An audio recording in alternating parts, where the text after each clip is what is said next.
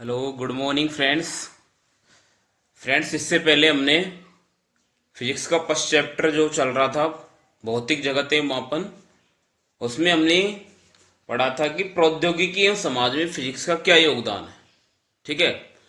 आज हम पढ़ेंगे नेक्स्ट टॉपिक के विषय में प्रकृति के मूल बल। इस प्रकृति में मूल रूप से कितने प्रकार के बल पाए जाते हैं।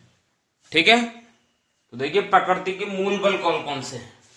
प्रकृति में मुख्यतः चार प्रकार के मूल बल पाए जाते हैं। कितने प्रकार के? चार प्रकार के पाए जाते हैं। मैं एक बार नाम बता देता हूं चारों के। नंबर एक, गुरुत्वाकर्षण बल।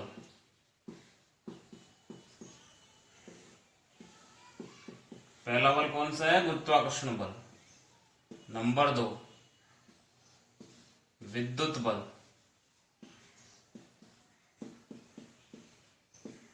नंबर तीन, दुर्बल बल।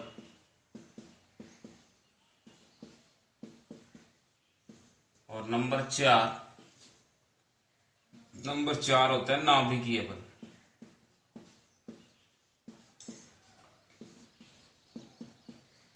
ठीक है। प्रकृति में मुख्यतः चार प्रकार के बल पाए जाते हैं। पहला बल गुरुत्वाकर्षण बल, दूसरा विद्युत बल, तीसरा दुर्बल बल और चौथा नाभिकीय बल। अब हम चारों बलों के विषय में पढ़ेंगे तो एक एक बल के बारे में हम पढ़ते हैं। सबसे पहले हम पढ़ते हैं गुरुत्वाकर्षण बल के बारे में। प्रकृति के मूल बलों में सबसे पहले किसके विषय में पढ़ते हैं हम? गुरुत्वाकर्षण बल के बारे में। गुरुत्वाकर्षण बल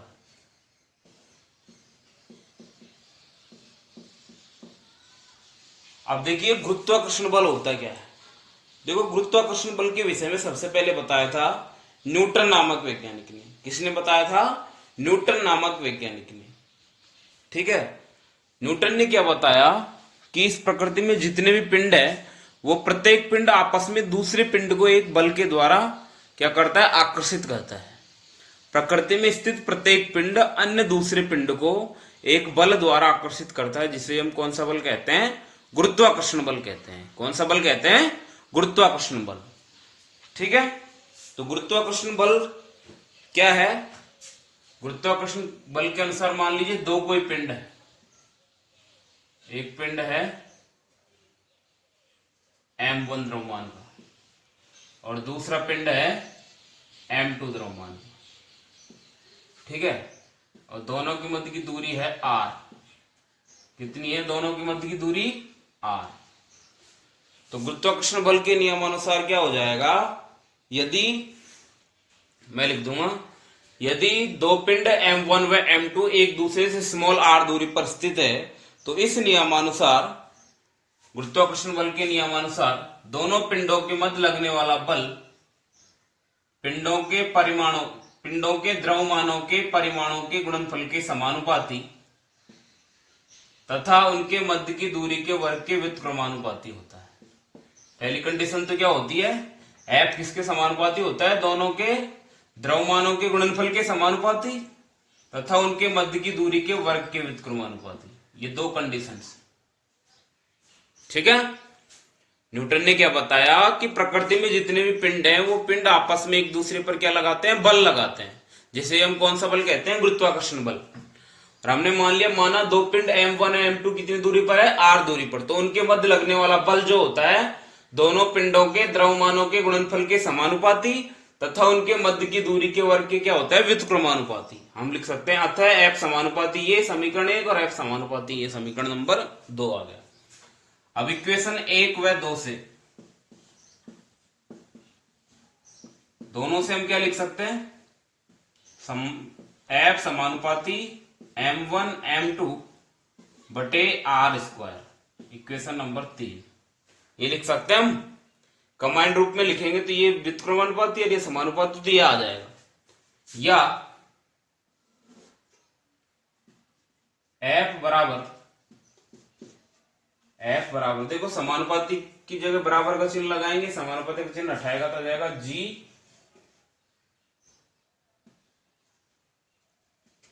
m1 m2 upon r square. G आ जाएगा।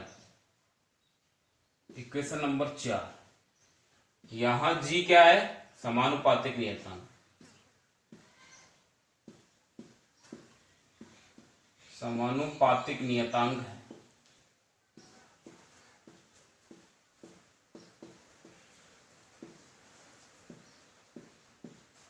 और जिसे हम कहते हैं, जिसे सार्वत्रिक गुरुत्वाकर्षण नियतांक कहते हैं। सार्वत्रिक गुरुत्वाकर्षण नियतांक कहते हैं।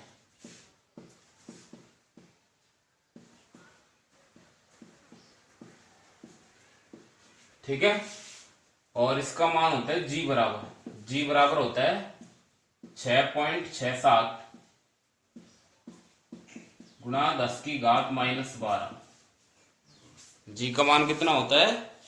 6.67 गुणा 10 की घात -12 नहीं, sorry 11 -11 newton into metre square बटे केजी स्क्वायर।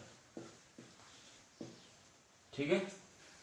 ये आपके हो गया गुरुत्वाकर्षण बल। कौन सा बल हो गया? गुरुत्वाकर्षण बल।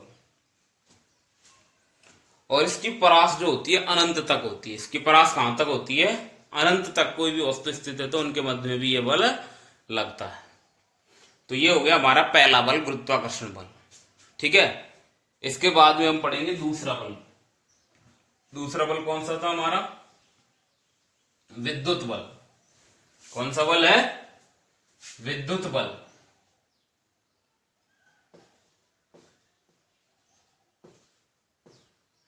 देखिए विद्युत बल क्या है।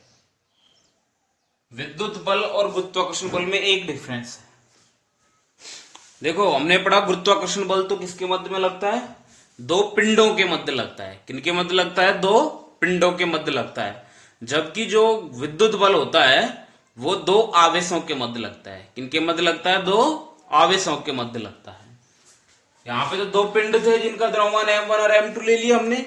विद्युत बल में पिंडों की जगह क्या होगा? दो आवेश होंगे। दो आवेशों के मध्य लगने वाले बल को ही कौन सा बल कहते हैं? हम विद्युत बल।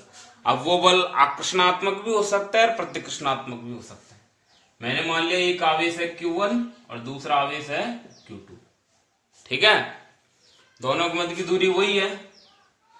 तो इस नियमानुसार या इस बल के अनुसार यदि दो आवेश Q1 और Q2 r दूरी पर स्थित है तो उनके मध्य लगने वाला बल आवेशों के परिमाणों के गुणनफल के समानुपाती है। m1 m2 की जगह क्या आ जाएगा? Q1 Q2। सेम इसी तरीके से है। क्या आ जाएगा? m1 की जगह तो Q1 और m2 की जगह Q2। ये भी ऐसे कैसे आ जाएगा? m1 m2 की जगह क्या आ जाएगा? Q1 Q2। ठीक है यहां तक।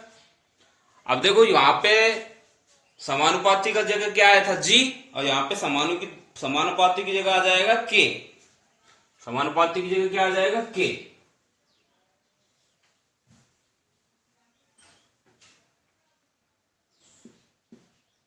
के Q1 Q2 ये आ जाएगा। यहां के क्या है? समानुपातिक नियतांक, जिसे या जिसका मान क्या होता है?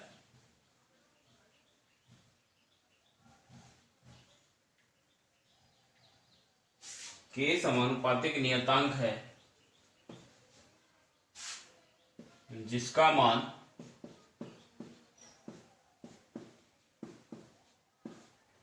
के बराबर होता है 1/4πε0 या 9 गुणा 10 की घात 9 न्यूटन इंटू मीटर स्क्वायर बटे कूलाम स्क्वायर होता है। ठीक है। के का मान कितना होता है? 1/4πε0 या 9 गुणा 10 की घात 9 न्यूटन इंटू मीटर स्क्वायर बटे कूलाम स्क्वायर होता है। के की जगह 9 गुणा 10 की घात 9 भी लिख सकते हैं और 1/4πε0 भी लिख सकते हैं। अब ये 4 और पाई तो नियत राशि है, पाई का मान हम जानते हैं, लेकिन एप्सिलॉन क्या है यहाँ पे? तो एप्सिलॉन को हम कहते हैं निर्वात की विद्युतशीलता। नीचे लिख देता हूं मैं, यहां एप्सिलॉन निर्वात की विद्युतशीलता। निर्वात की क्या है? विद्युतशीलता। और इसका मान होता है एप्सिलॉन नॉट बराबर होता है 8.85 गुणा 10⁻⁻12 कूलाम स्क्वायर बटे न्यूटन इंटू मीटर स्क्वायर, ये होता है। ठीक है, तो ये हमारे हो गया विद्युत बल। तो विद्युत बल कैसे कहेंगे हम? विद्युत बल की डेफिनेशन आपसे पूछ ले तो क्या कहेंगे? दो आवेशित कणों के मध्य लगने वाले बल को ही कौन सा बल कहते हैं? विद्युत बल कहते हैं। और दो पिंडों के मध्य लगने वाले बल को कौन सा बल कहते हैं? गुरुत्वाकर्षण बल। और दो आवेशित कणों के मध्य लगने वाले बल को कौन सा बल कहते हैं? विद्युत बल। और विद्युत बल का मान मैं मान लेता हूं, दो आवेश Q1 व Q2 r दूरी पर स्थित है, तो इनके मध्य लगने वाले विद्युत बल का मान क्या होगा? दोनों आवेशों के परिमाणों के गुणनफल के समानुपाती तथा उनके मध्य की दूरी के वर्ग के कैसा होगा? व्युत्क्रमानुपाती होता है। ठीक है, अतः हम क्या लिख सकते हैं? F समानुपाती Q1 Q2 तथा F समानुपाती 1/r²। दोनों को कंबाइंड रूप में लिखेंगे, सम्मिलित रूप से, तो इसको हम इस तरह लिख सकते हैं F समानुपाती Q1 Q2 बटे r², या F बराबर K Q1 Q2 बटे r² आ जाएगा। समीकरण नंबर क्या हो गया? 4। यहाँ पे K क्या है? समानुपातिक नियतांक है, और इसका मान होता है K बराबर 1/4 पाई एप्सिलॉन नॉट। और K की जगह हम क्या लिख सकते हैं? 9 गुणा 10⁹ भी लिख सकते हैं। और K का मात्रक आपसे पूछ लिया जाए तो इसका मात्रक होता है न्यूटन इंटू मीटर स्क्वायर बटे कूलाम स्क्वायर।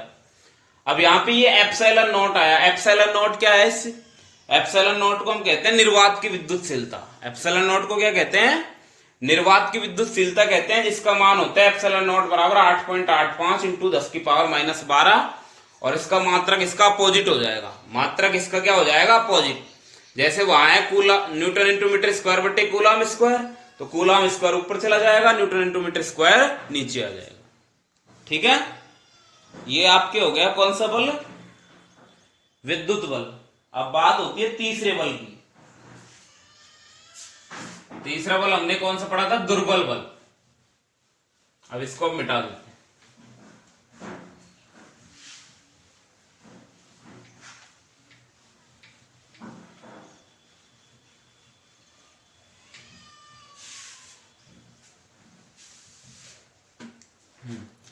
नंबर 3, तीसरा बल है बच्चों दुर्बल बल। कौन सा बल है? दुर्बल बल।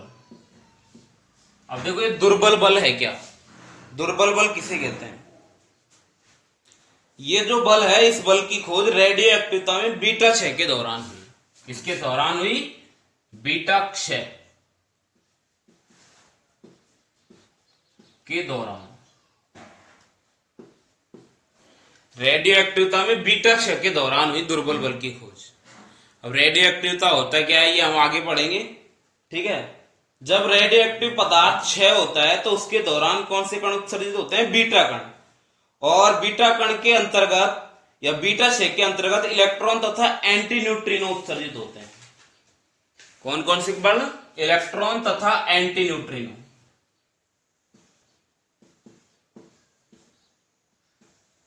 इलेक्ट्रॉन तथा एंटी न्यूट्रिनो।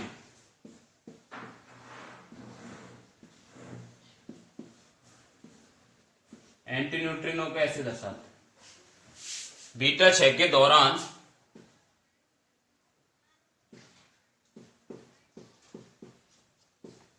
कौन कौन से कण उत्सर्जित होते हैं? इलेक्ट्रॉन तथा एंटी न्यूट्रिनो उत्सर्जित होते हैं। और इनके मध्य जो बल लगता है वो दुर्बल नाभिकीय बल कहलाता है, या दुर्बल बल कहते हैं। इलेक्ट्रॉन तथा एंटी न्यूट्रिनो के मध्य लगने वाले बल को ही क्या कहते हैं हम? दुर्बल बल। कौन सा बल कहते हैं?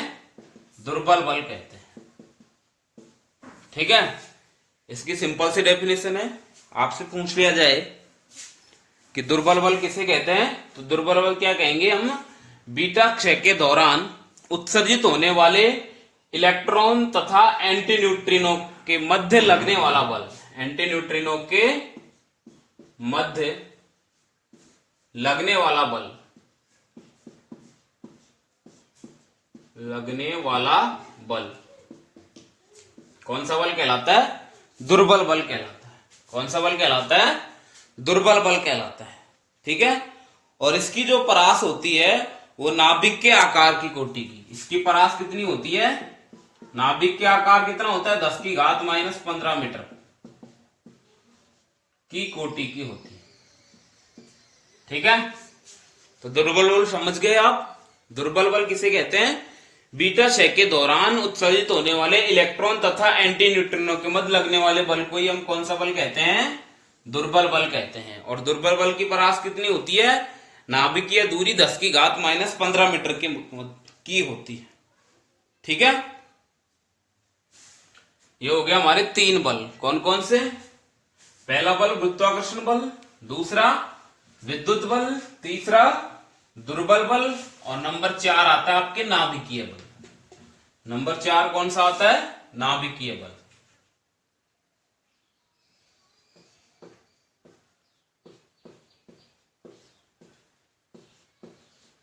नाभिकीय बल। अब देखो नाभिकीय बल कौन कौन से होते हैं। नाभिकीय बल कहते किसे हैं? सबसे पहले देखो नाभिक क्या होता है। हम जानते हैं कि प्रत्येक पदार्थ परमाणुओं से मिलकर बना होता है, और परमाणु की संरचना में क्या पाया जाता है? नाभिक। ठीक है, ये कोई नाभिक है। नाभिक के अंदर कौन कौन से कण पाए जाते हैं? प्रोटॉन और न्यूट्रॉन, यही पाए जाते हैं। नाभिक के अंदर कौन कौन से कण पाए जाते हैं? प्रोटॉन और न्यूट्रॉन। ठीक है, अब हम जानते हैं प्रोटॉन पर तो होता है धनावेश। प्रोटॉन कौन सा होता है? धनावेश। और न्यूट्रॉन पर होता है, न्यूट्रॉन उदासीन होता है। न्यूट्रॉन कैसा होता है? उदासीन, मतलब इस पर कोई सा भी आवेश नहीं होता है। ठीक है, अब हम जानते हैं कि समान प्रकृति के आवेशों में तो क्या होता है? समान प्रकृति के आवेशों में तो होता है प्रतिकर्षण, और विपरीत प्रकृति के आवेशों में क्या होता है? आकर्षण। जैसे धन और धन है, और ऋण है, इनके मध्य तो क्या होगा? इनके मध्य तो होगा प्रतिकर्षण। और यदि विपरीत प्रकृति के आवेश है, एक धन है और एक ऋण है, तो इनके मध्य होगा आकर्षण।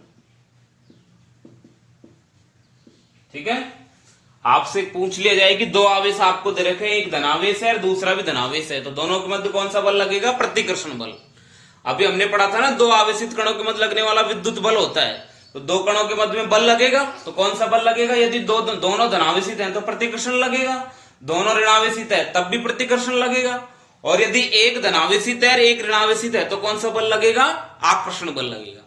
ठीक है, तो हम जानते हैं कि नाभिक के अंदर कौन कौन से कण होते हैं? प्रोटॉन और न्यूट्रॉन। प्रोटॉन पर तो होता है धनावेश और न्यूट्रॉन पर उदासीन होता है, मतलब इस पर कोई सा भी आवेश नहीं होता है।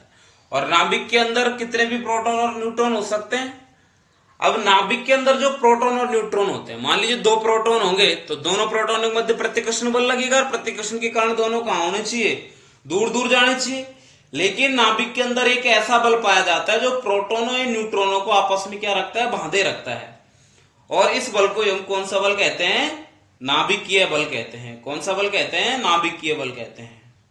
ठीक है, और ये जो नाभिकीय बल लगता है वो 2 प्रोटोनों के मध्य में भी लग सकता है, प्रोटॉन प्रोटॉन के मध्य लग सकता है, प्रोटॉन और न्यूट्रॉन के मध्य में भी लग सकता है, और 2 न्यूट्रॉनों के मध्य में भी लग सकता है। न्यूट्रॉन न्यूट्रॉनों के मध्य में भी लग सकता है, और प्रोटॉन और न्यूट्रॉनों के मध्य में भी लग सकता है। ठीक है,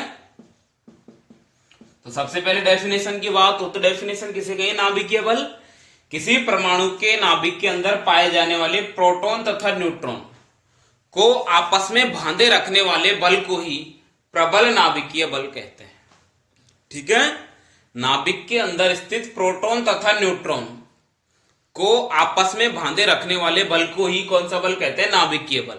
और नाभिकीय बल 2 प्रोटॉनों के मध्य में भी लग सकता है, 2 न्यूट्रॉनों के मध्य में भी लग सकता है, और प्रोटॉन तथा न्यूट्रॉन के मध्य में भी लग सकता है। ठीक है, ये हो गया आपके नाभिकीय बल। अब ये जो चारों बल हमने पढ़े, इन चारों बलों की प्रबलता, इनमें सबसे अधिक प्रबल बल कौन सा होता है? चारों बल हमने कौन कौन से बल पढ़े? पहला बल तो कौन सा पढ़ा था हमने? गुरुत्वाकर्षण बल, दूसरा कौन सा पढ़ा था हमने, विद्युत बल, तीसरा पढ़ा था हमने दुर्बल बल, और चौथा पढ़ा था हमने नाभिकीय बल। अब ये जो चारों बल है इनकी प्रबलता की परास क्या होती है, ठीक है। तो इनकी प्रबलता की परास होती है क्या, जैसे पहला बल है आपके नाभिकीय बल, पहला बल है गुरुत्वाकर्षण बल, इसको हम दर्शाते हैं Fg से, अनुपात। दूसरा बल था हमारा विद्युत बल, इसको हम दर्शाते थे Fe, ई का मतलब इलेक्ट्रिक, विद्युत बल। तीसरा बल है आपके नाभिकीय दुर्बल बल, दुर्बल बल को हम दर्शाते हैं Fw, वीक। और चौथा बल होता है आपके, कौन सा बल है, Fn, न्यूक्लियर। G का मतलब तो ग्रेविशनल, गुरुत्वाकर्षण, E का मतलब इलेक्ट्रिक, विद्युत बल, W का मतलब वीक, दुर्बल बल, और N का मतलब न्यूक्लियर या नाभिकीय बल। अब ये जो चारों बल होते हैं, इन चारों बलों की परास क्या होती है, इन चारों बलों की परास क्या होती है, सबसे अधिक प्रबल बल कौन सा होता है, ये हम पढ़ेंगे।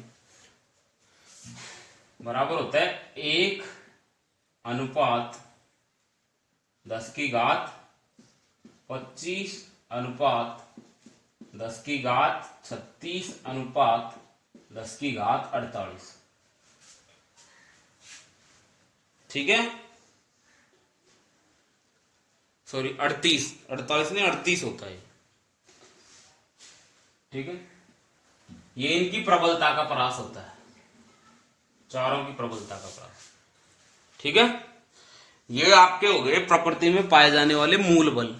कौन कौन से बल हो गए, प्रकृति में पाए जाने वाले मूल बल हो गए, ठीक है। प्रकृति में कितने मूल बल पाए जाते हैं, 4। कौन कौन से, जो हमने पढ़ लिए हैं चारों बल, ठीक है। ये वीडियो यहीं समाप्त होती है। चैनल को लाइक और सब्सक्राइब जरूर करें। धन्यवाद।